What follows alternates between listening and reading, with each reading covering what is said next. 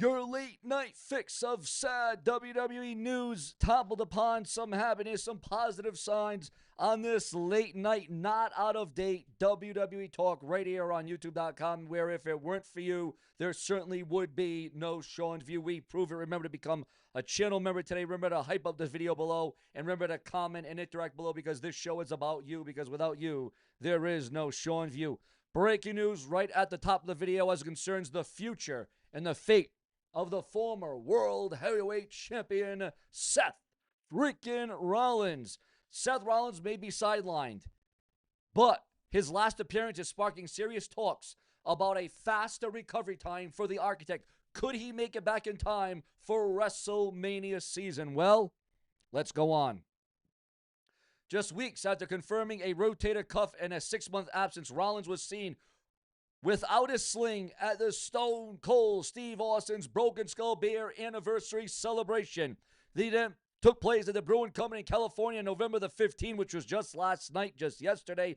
Rollins showed up with Becky Lynch and appeared in a group photo, noticeably not wearing the shoulder sling he has been using since his last media appearance, which many feel that Rollins may be closer to return than anyone sees, than what meets the eye. And of course, Seth Rollins' injury forced WWE to change plans and go in a different direction. Seth Rollins was then forced out of his own group, The Vision, by Braun Breaker, Paul Heyman, and Bronson Reed. And now Seth Rollins is looking forward to his return to the WWE to get revenge and retaliation. Is this where we're going to get Roman Reigns and Seth Rollins on the same page at the same damn time? Are you looking forward to the return of Seth Rollins sooner than expected?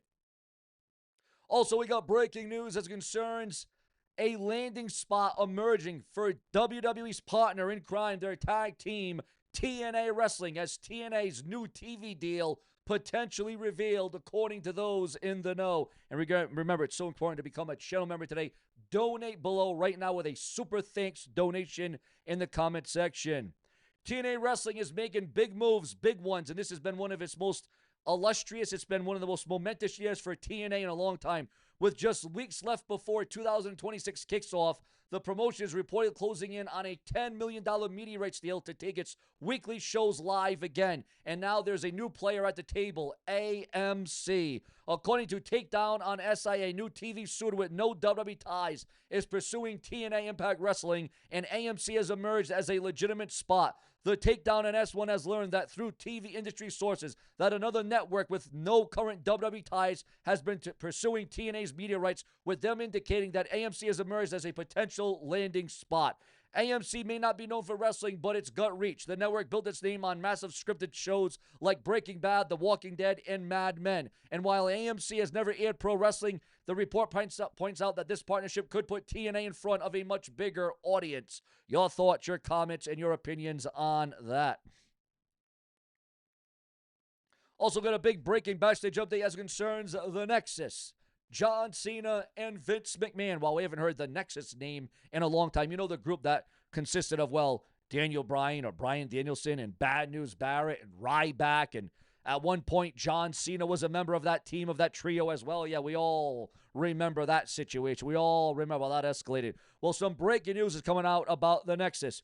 John Cena's forced run with the Nexus had fans asking the same question for years. Why didn't he wear the shirt like the rest of the crew? Wade Barrett just dropped the answer, and it's got nothing to do with loyalty or storytelling. It's all about the money. Speaking on Inside the Ropes, Barrett pulled back the curtain on WWE's merch system and why Cena opted to keep wearing his own gear instead of fully committing to the group look of the Nexus. Now, of course, the numbers didn't lie, viewers. The numbers absolutely did not lie. Cena wasn't about to take a pay cut. Barrett explained that standard WWE talent got a small cut from each shirt sale, and that was no different for Nexus. The way wrestling contracts work with WWE is that every shirt that's sold for a standard wrestler, 5% of that shirt sale goes to me. If a t-shirt costs $20, I get $1 of it. But Cena had his own deal, and it wasn't anywhere near that low. His merch sold like crazy, and WWE made sure to keep him happy. So your thoughts, your comments, and your opinions on that. Also, the future, the fate of one Tony D'Angelo, his current WWE status revealed after months off TV.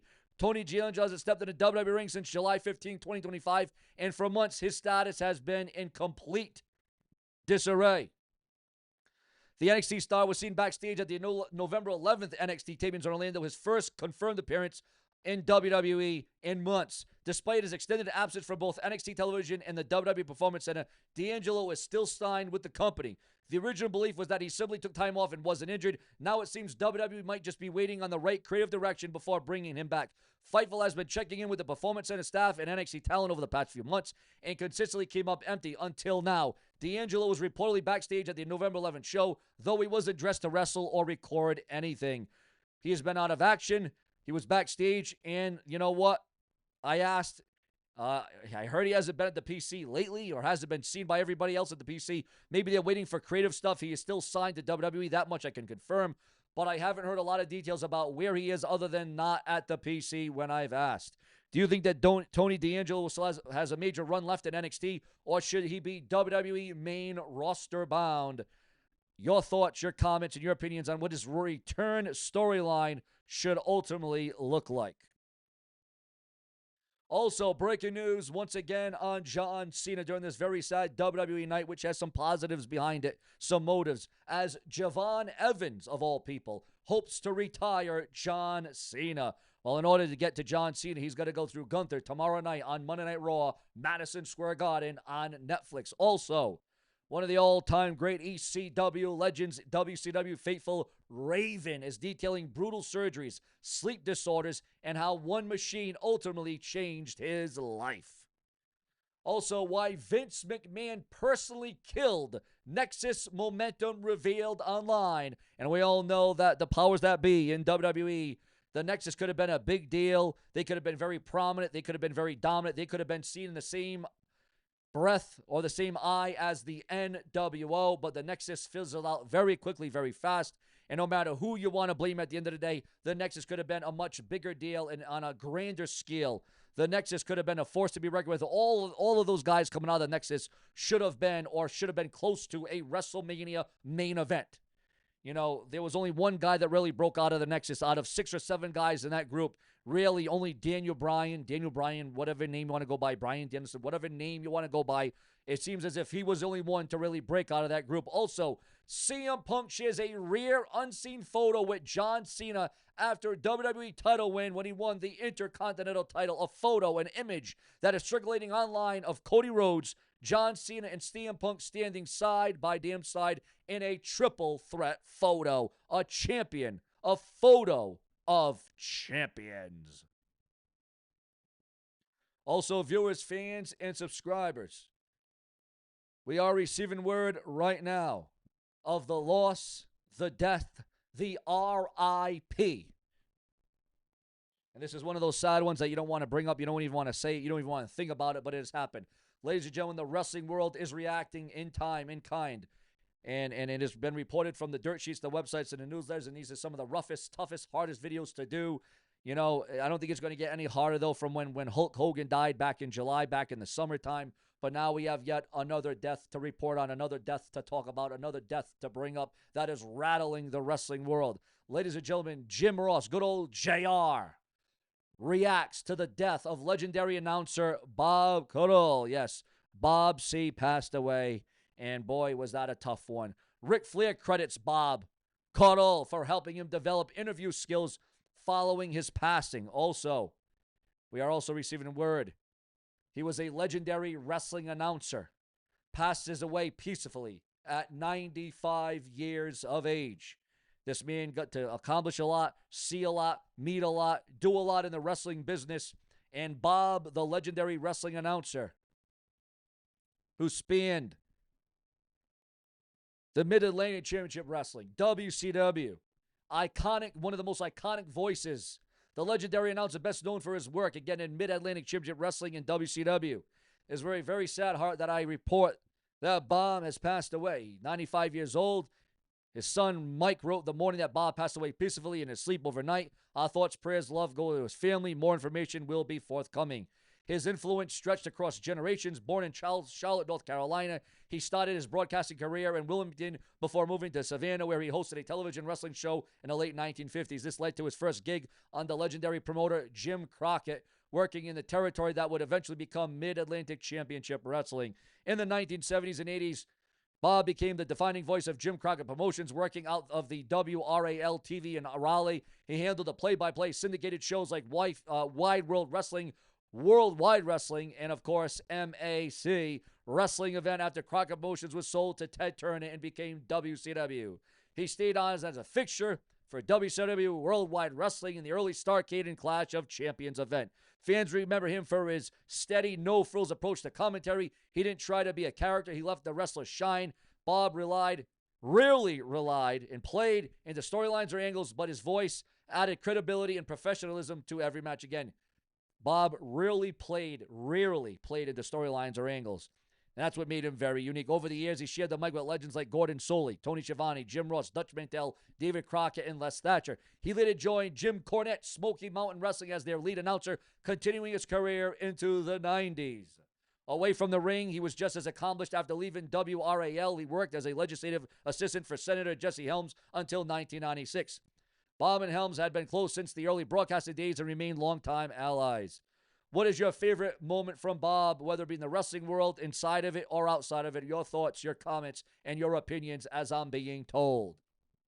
Do you think that today's wrestling commentary has lost that classic touch that he brought? And you look at the announcers, you look at the ones that broadcasted it, and the ones that made you feel what you were watching, and you were watching what you were feeling. Again, viewers, fans, and subscribers, this death is hitting on so many different levels, in so many different aspects, in so many different promotions, federations, and entertainment. It is definitely a very, very sad day, if you ask the brash and the brazen, where I will never be mistaken. My thoughts, my prayers, and our prayers go out to this legendary announcer. And again, viewers, they don't make him like a Jim Ross. They don't make him like a Gordon Soley. And they certainly don't make him like Bob, who brought that realism and that professionalism behind the desk and on the mic, where he shined like never before. And that certainly opened up a lot of doors. Here on Sean's You, we soar to new levels and new heights to make everything seem like it's going to be all right. According to late night backstage chatter, something happened involving a star that immediately drew attention from producers and internal staff. These exact details are still limited, but the word that keeps coming up from insiders, it is absolutely tragic. This was not part of an angle, a storyline. This was not a planned segment. This was a real internal issue that WWE did not anticipate. The professional wrestling world, despite his age, despite whatever he made in, this was one of the last deaths that people saw forthcoming. From what sources are saying, the first reaction was shock. WWE talent were presently reportedly went quiet. There was confusion. There was concern. Multiple wrestlers were said to be visibly emotional. One veteran talent described the scene as quite heartbreaking. Another person it called a tough night for everybody. And again, as more details come in, we will keep you updated. But right now, the mood backstage is described as heavy as it concerns this death in the world of professional wrestling.